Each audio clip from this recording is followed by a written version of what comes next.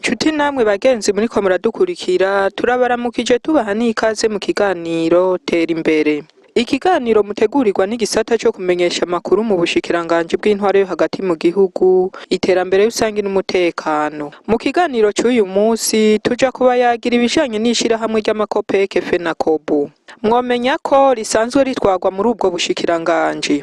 Abo mu gisata kijejwe kumenyesha amakuru mu bushikiranganji bw'intwaro yo hagati mu gihugu, iterambere rusangi n'umutekano, baragendeye ishirahamwe ry'amakopeke FENACOBU mu ntumbero yo kwihweza uko bakora, uko batunganiriza abagitura, hamwe no kuraba intambwe bagezeko. Bakaba basanze bageze ku ntambwe ishimishije cane mu gutunganiriza abenegihugu bagitura, kuko ubu bageze ku rugero rw'uko bashobora gukoresha ikarata ihinguwe ibafasha gukorana n'ayandi mabanke, bigatuma vyorohereza abenegihugu mu gutora canke kuziganya bitabagoye. Ku basanzwe bitura iryo shirahamwe canke uwo wese yifuza kumenya ingene yatanguye, icegera c'umuyobozi mukuru mu runani rw'amakopeke mu Burundi aratuyagira ingene iciyumviro co gushinga amakopeke caje. Iciyumviro co gushinga amakopeke caje muri rusange bivuye mu mugambi wa leta. Amaleta yari ahari mu myaka ya 1985, imyaka 1984, aho biciye mu bufashanyi bwari hagati y'amaleta menshi yo muri Afrika hamwe n'igihugu c'Ubufaransa, haje ico ciyumviro co guteza imbere amashirahamwe yo kuziganya no kuguranana, kugira ngo abayituye bashobore kuronka aho babitsa udufaranga baba bafise, maze umaze kuronka aho ubitsa ugashobora no kuronka aho witura kugira uronke ingurane igufasha kurangura imigambi uba ufise.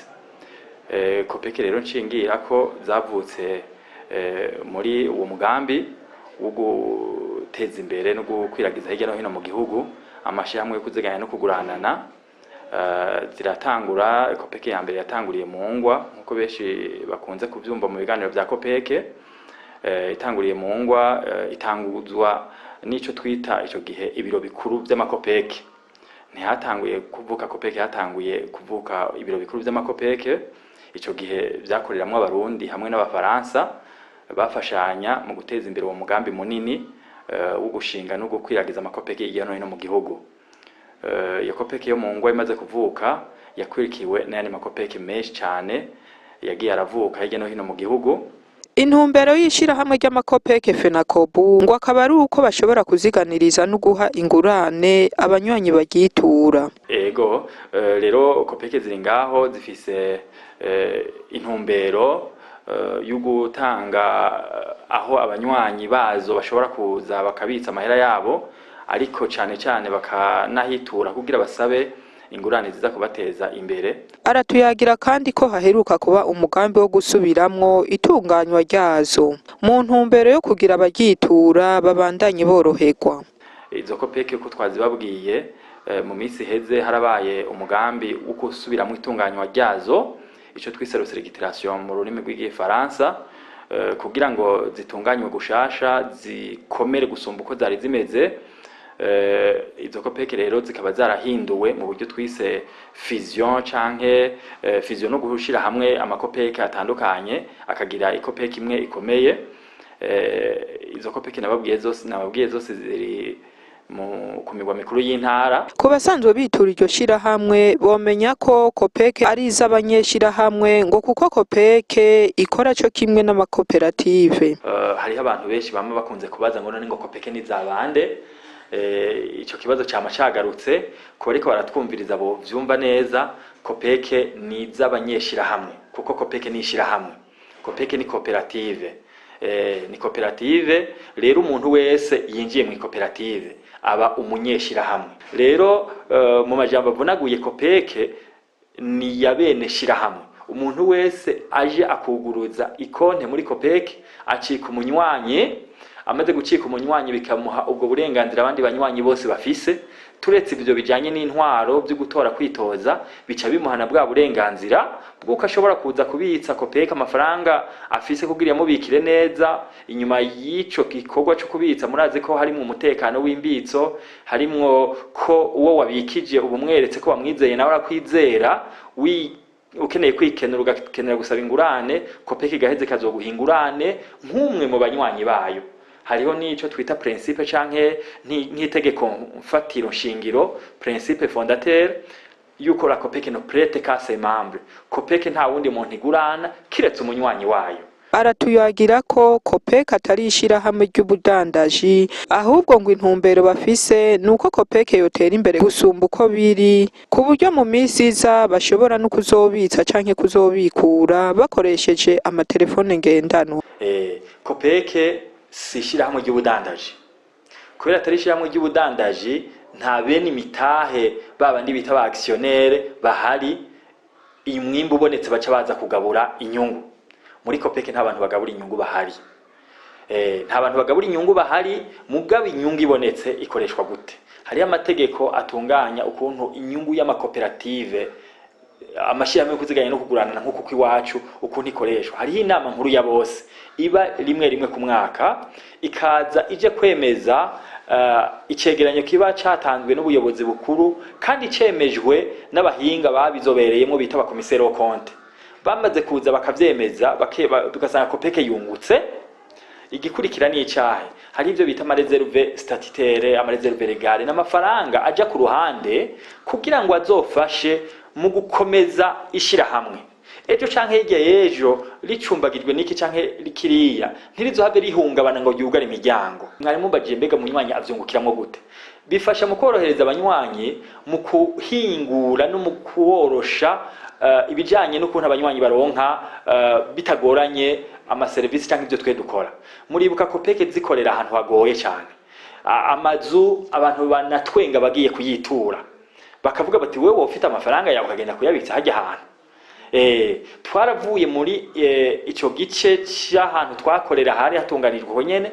Muri iyo myaka niho Copec yari igeze, muga Copec zagiye zikura kubera ubwira bw'abarongoye Copec, abitorewe n'abanywanyi, abakozi ba Copec barakoze birashimwa, Copec zirunguka.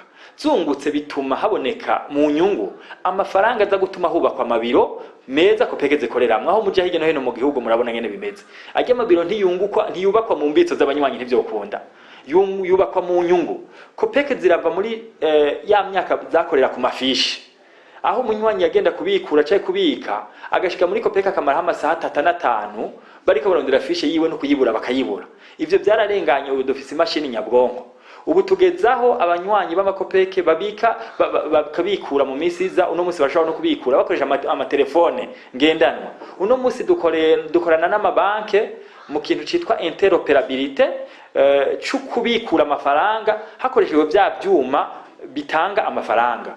Copec mu mugambi wayo wo guteza imbere ico gisata hakaba hategekanijwe no muri uwo mwaka tuzokwigurira ivyuma by'iwacu kugira ngo tuze tugenda tugira ubwigenge. Mugabo gushika no munsi turacakorana n'ayandi mabanki. Copec ikabandanya muri iyo ntumbero yiyumvira no ku bindi vyiza vyinshi bizotuma abanywanyi boroherwa, hamwe n'ingurane uzoba ushobora kuyisaba nko ku telefone utabanje kuza muri Copec. Ivyo byose bishoboka kubera Copec ziba zakoze zikunguka, hanyuma inyungu ikavamwo ayo mafaranga amwe abikwa nk'ayazofasha nk'inteka bizoza, ayandi agakoreshwa mu guhingura ibyo dukora duha abanywanyi bacu.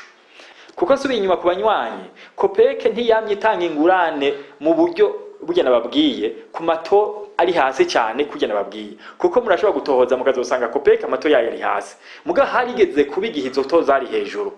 Mugabo niho uko imyaka ihera tubonye ubutunzi bumeze neza, natwe tugabanya ya mato kugira umunywanyi aronka ingurane bitamworoheye. Muzokumva bavuga ivyo twita kaze twige muri Copec, muzokumva bavuga ivyo bita Père Noël, muzokumva bavuga tsindagira ibigega muri Copec. Ningurane abanywanyi basaba mu kiringo c'amezi nka 10, mugabo basa nuko ari ingurane baronka kwa gusa. Ivyo byose turabikora ku neza y'abanywanyi kandi twabishoboye kubera aho tugeze mu iterambere. Tugomba yuko abanywanyi kubera batagabura za nyungu bavyungukire mwuko. Nikindi cyotuma batagabura, mwumvise ko umutahe ni 3,000. Hariho n'abafise umutahe w'amajana 5, hariho n'abafise umutahe w'igihumbi n'amajana 2, byose bivana n'umwaka umunywanyi wa Copeke yaziye muri Copeke. Bikumvikana rero yuko nta hantu wofise umutahe w'2,000, w'3,000 wovuga ngo umwaka uheze nzogenda kugabura inyungu, umutahe w'3,000 uzana inyungu iciye hagufi. Gusa Copeke zirunguka kubera ubwishi bw'abanywanyi. Inguvu za Copeke ziva mu bwishi bw'abanywanyi bazitura. Igituma naho baza ari beshi ni kwa korosha amaproduit n'amaserivisi cyangwa ivyo duha abanywanyi. Aratuyagira kandi ko kubijanye n'inyungu baronka batibagira kuyikoresha mu bijanye no guterera mu iterambere rusange ry'igihugu. Kurikiranwa n'ivyo ni banki nkuru y'igihugu, tugatanga amaraporo nk'uko amategeko bivuga, ya loi bancaire navuga iba itegeko ritunganya amabanki, ya règlement relatif aux activités de microfinance nivuga ibikorwa bitandukanye n'amaraporo duha banki nkuru y'igihugu, ikagira na pouvoir de supervision cyangwa ububasha bwo gukurikirana no gukontorora amakopeke. Ariko kubera uko dukorera mu gihugu hirya no hino, turi duhamagariwe guteza imbere igihugu, iterambere rusange. Turasubira tugakukirira ubushikiranganje bw'intwaro yo hagati mu gihugu, iterambere rusange n'umutekano.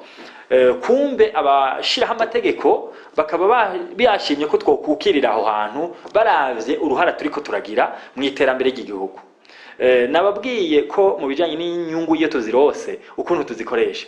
Copeke aheze igihe turose umwimbo mwiza dukora ibikorwa by'iterambere rusange, duterera mu byo twita les œuvres de développement communautaire.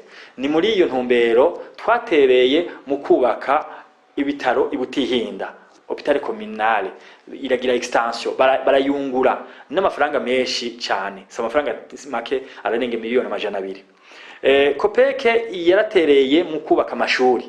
Aha muri Gitega aho bita Intobwe twarubatse ibirasi birenga 10 n'amafaranga atari make. Uno munsi turiko turaterera mu Bukeye ahantu bagomba kubaka ibintu bijanye no gufasha abana, imfuvyi n'ibindi.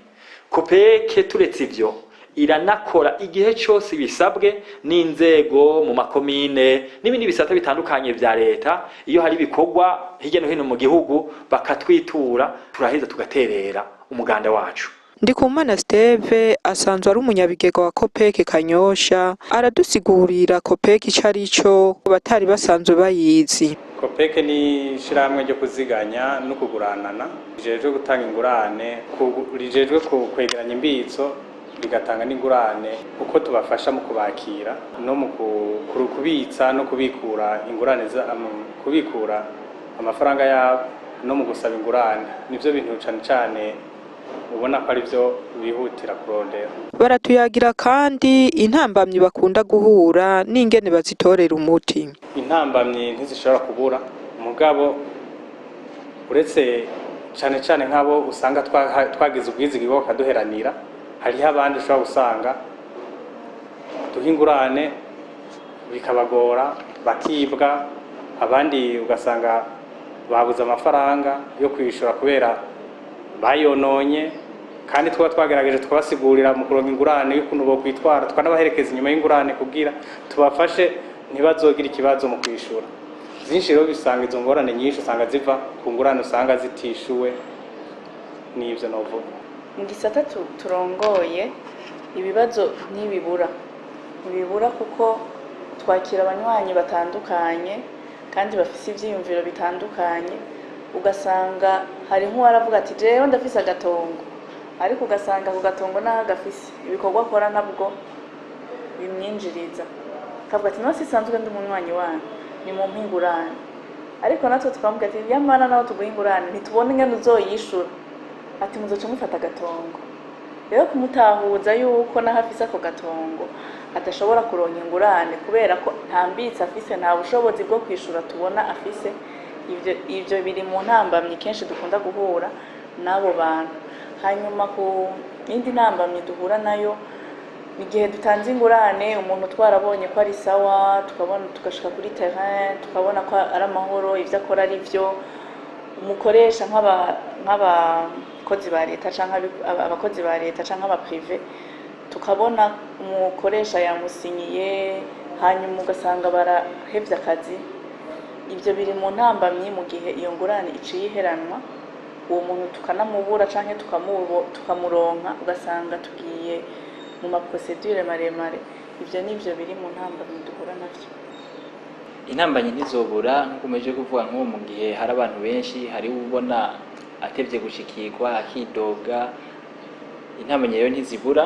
Hariho n'igihe bishika umuntu akamusigurira bikagora ingene ashobora kuvyumva ivyo uriko uramusigurira. Hariho uwuza afise ibindi mu mutwe, ashobora kuba yarumvise ahandi canke mu yandi mashirahamwe, akaza rero umenga arafise inyishu agomba kumuha. We wagerageza kumwereka ukamuha inyishu ugasanga ntariko aravyumva, akakubaza ukamwishoma ugasanga ntariko aravyumva. Ni intambamyi nk'izo aho bishuka ugasanga uriko urishyura umuntu ntashobore kugutahura, abandi nabo ukabereka ati genda ubariza aha, mugabo ntashobore kukumva, ukamenga ni wewe nyene womuha inyishu, ariko uriko uragerageza kumwereka ati genda ubarize ngaha, uyu niwe ashobora kuguha inyishu. Ni ivyo muri make nizo ntambamyi umuntu ashobora guhura nazo. Ku banywanyi basanzwe bitura iryo shirahamwe batari bwamenye ko muri Copec batanguye gukorana n'ayandi mabanke, ngo bomenya ko batanguye gukorana mu ntumbero yo kuborohereza. Mukamenya ko kugira uronke mwene izo serivisi ari uko uba waruguruje nimero do konte muri iryo shirahamwe. Yego byaratanguye gukora, kuko ubu umuntu afise konte muri Copec arayihuza na telefone ngendanwa yiwe, agashobora gutora amafaranga kuri konte ata kibazo na kimwe agize kandi umwanya wose ashatse. Cyo kimwe n'uwamaze gukoresha irya carte, urashobora kuyitora ukaja muri banke kanaka ugatora amafaranga kuri konti yawe muri Copec. Ubwo buhinga burakora neza kandi cyane. Nkuko ibintu byose bikorwa muri Copec, umuntu kugira ashobore kuronka service muri Copec nk'iyo bisaba ko bwa mbere ho abafiseho konte. Ufise konte byose birashoboka. Byumvikana yuko afise konte araza tukamwugurira ubwo buhinga mu telefone canke tukamuha iyo carte akagenda agatora amafaranga uko abishatse. Byumvikana rero navuga yuko umuntu wese afise konte nta kibazo twabimukorera kandi ntaco tumusaba. Biranazimbutse cyane, nta mahera menshi bitwara, kandi bituma n'imirongo igabanuka, canke umuntu wa mwanya ari kumara wose ahagaze muri Copec arindire ko bamuha amafaranga yiwe canke yashira ku konti, ashobora kubikora ahageze akoresheje iyo bita Copec ngendanwa imwe zo mu telefone, canke ashaka kuyatora agakoresha icuma kimuha amafaranga atiriwaza muri Copec. Ndikumana Steve asanzwe ari umunyabigega wa Copec Kanyosha, aratera kama abanywanyi baryo canke uwo wese yifuza kuryinjiramwo kubandanya baryitura, ngo kuko imiryango iruguruwe muri iyo shirahamwe. Ego akamo cane no gatera abanywanyi bacu nibabandanye batwizera, tugume tubabikira izo mbitso zabo, banatwitura tubagurane kugira biteze imbere mu bikorwa byabo vya misi yose biko bararangura.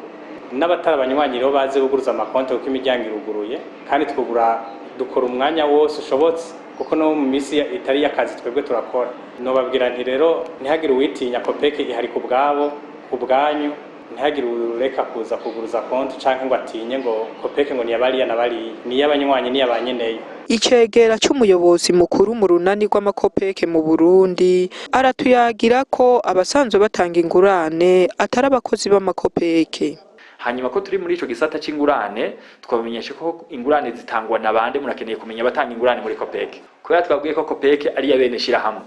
Ingurane muri Copec nditangwa n'umuyobozi mukuru, nta n'umudirecteur atanga ingurane muri Copec, nta n'umukozi wa Copec yohenda abanywanyi ngo nzobaha ingurane.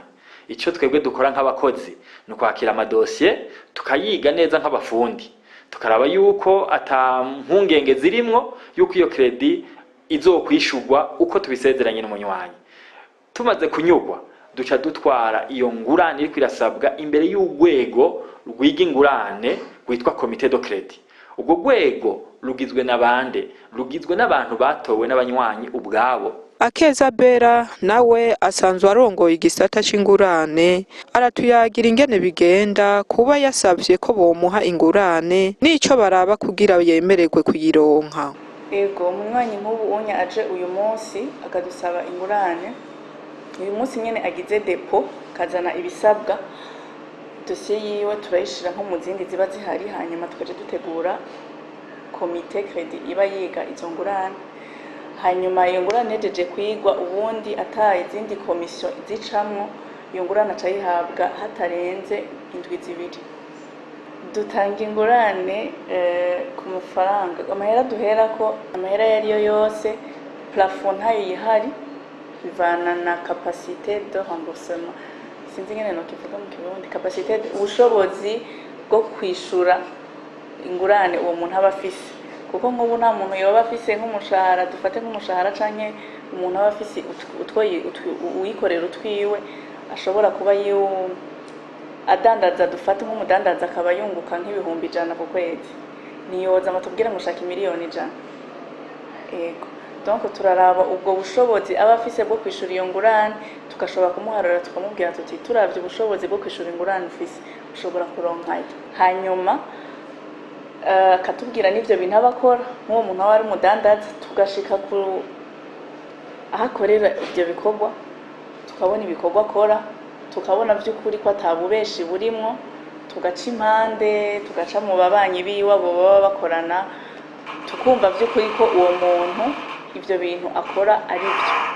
Hanyuma rero tukabona tuti uyu muntu nta bubeshi burimwo, aya mafaranga vy'ukuri arayakwiriye, tukabona kubimuha, mugabo yatanze n'ingwate, kubera abayikorera utwiwe araduha ingwate akatubwira ati jewe ndafise umuntu azonyishingira canke ndafise agatongo nogwatiriza, tukabona kumuha iyo ngurane. Murakoze. Pasiteri Jean Pierre Niyongabo ni umunywanyi asanzwe yitura ishami rya COPEC riri mu Kanyosha, nawe arashima iryo shirahamwe ngo kuko babakira neza kandi ngo niyo basavye ideni barironka bidatevye, agatera kamo uwo wese yipfuza gukora igikorwa giteza imbere umuryango ko atotinya gusaba ideni. Ego, ndakenguruka ishirahamwe rya COPEC, vy'ukuri riraboneka yuko ari ishirahamwe ryegereye cane abene gihugu, batwakira neza, amabira arakwiye, n'abatanga uburyo kuwaje kutora udufaranga cyangwa aje kutubitsa yakirwa neza cyane.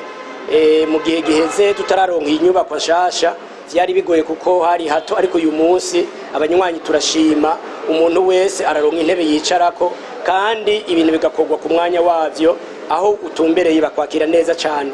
Turakenguruka rero nk'abene gihugu na cyane cyane nk'abakozi ba leta, benshi barahemberwa ngaha, kandi niyo ukeneye akadeni nukuri barakunyarukiriza ukaca kurangura imigambi y'iterambere uko uvyifuza.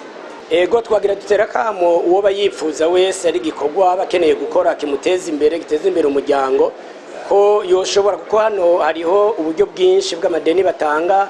Hariho amadeni abafatiye ku bijanye n'umushahara, hari amadeni afatiye ku tundi dukorwa, ari nk'abagomba gushira abana mu mashuri credit scolaire, abagomba kuba bagomba kwiyungunganya, agomba kugira nk'iminsi mikuru Père Noël canke nsindagira bigega canke fyaturira. Nukuva yuko umuntu wese ari umunywanyi wa COPEC, ikintu cyose yifuza gukora nk'iterambere nukuri twomutera kamo, ntiyitinye, ni banke yabo, ni shirahamwe ryabo, ni ry'abene gihugu, ni COPEC imaze imyaka myinshi cyane kuva mu 1985. Birumvikana yuko yakira abantu benshi, kandi uwipfuza wese ikintu yo mufasha nukuri baragikora. Nagire rero ureka gukora imigambi y'iterambere ngo yabuze hasaba amafaranga, COPEC n'umuryango w'abene gihugu bose. Icegera c'umuyobozi mukuru mu runani rw'amakopeke mu Burundi yarangije atuyagira ko hambavu yo kubika no kubikurira amafaranga bene gihugu babitura bashobora no kubungukira bivanye n'igihe amaze muri iryo shirahamwe. Ko COPEC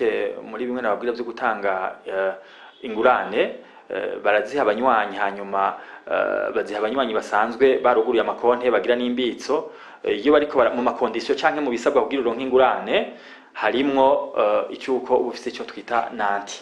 N'udufaranga ni nk'intererano utanga kugira ngo ntuze gutora ingurane gusa, ariko nawe ugire akigoro ko kubitsa, kuko hamwe twoha abasaba ingurane gusa batabitsa twaba tubura nayo dutanga. Mugabo iciza iyo nanti tuba twasavye agumana amafaranga yuwasavye ingurane, kuko aheje kuyishura arasubizwa ayo mafaranga nanti, kandi COPEC umwanya wose izoyamarana irayamwungukirako. Mbega yamwungukira kuri to canke ku rugero rungana gute? Kugira ntihabemwo akarenganyo, COPEC isanzwe yakira imbitso ico twita depôt à terme. Hari imbitso zisanzwe ubikije ukazana amafaranga utimbikira atakiri mwasezeranye na Copec, urabika kandi ukabikura igihe cyose uvyifuriza.